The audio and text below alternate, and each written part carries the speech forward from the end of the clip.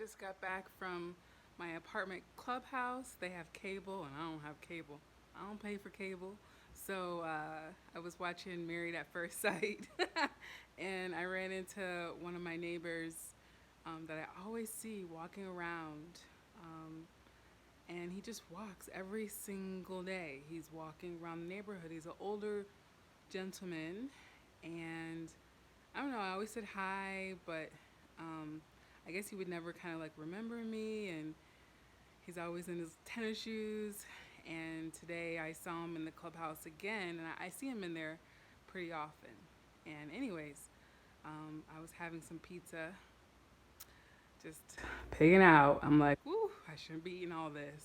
So I asked him if he wanted some. He was like, oh, yeah, yeah, let me take some. I don't get paid till tomorrow. I was like, all right, we'll take 4 pieces. You can take it. He's like, I will, because I will eat this tomorrow too.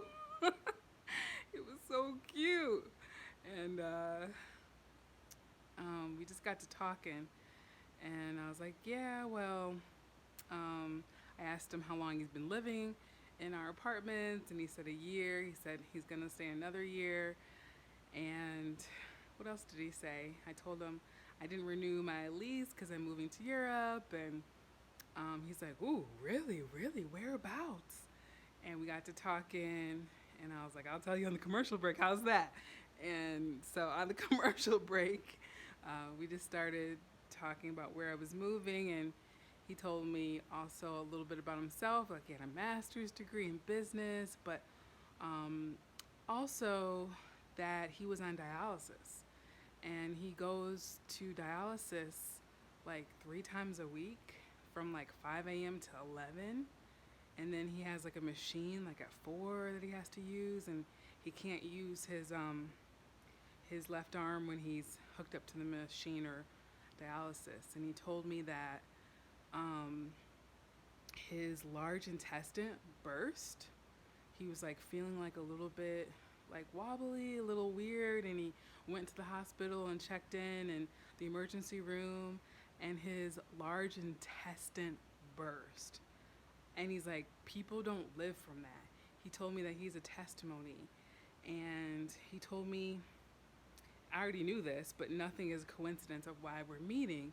And after all that heavy talk, I was like, oh, well, you need some, you need anything? I'm moving. Like, I have a bunch of stuff I'm selling, but I have some stuff that I'm just like throwing away. He's like, yeah, I could use some dishes. I was like, ugh, you're not looking at like Chef Tina here, but I do have some dishes. If you need some, I have a blender and, you know, plates and spatula and things like that. He's like, yeah, I'll take it. Whatever you got.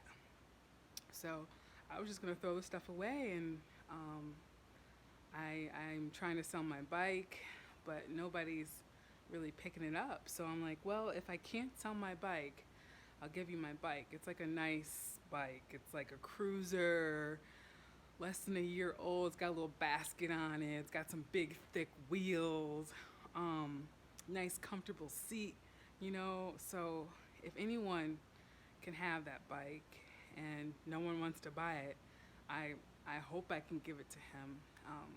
So as I get in the gist of my packing, I was wondering what I can do with some of this stuff, and I hate to throw it away.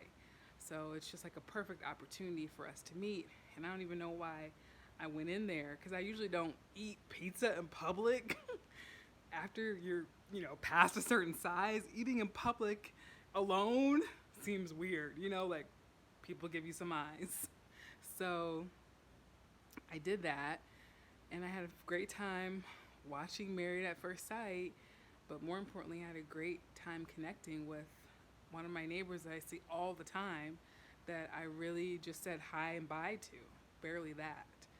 So when I left, he was also saying that he worked a lot with like on a neighborhood board in Hidden Valley with some of the gangs, and um, helping to just with like scouts and things like that for most of his life. He said it's important to leave a legacy, and then we prayed together. Like he took my hand. He's like, he took my hand. And he's like, he said some words over my trip to protect me, for God to protect me, and for me to be safe, and not to worry, and just to protect me from head to toe and everything.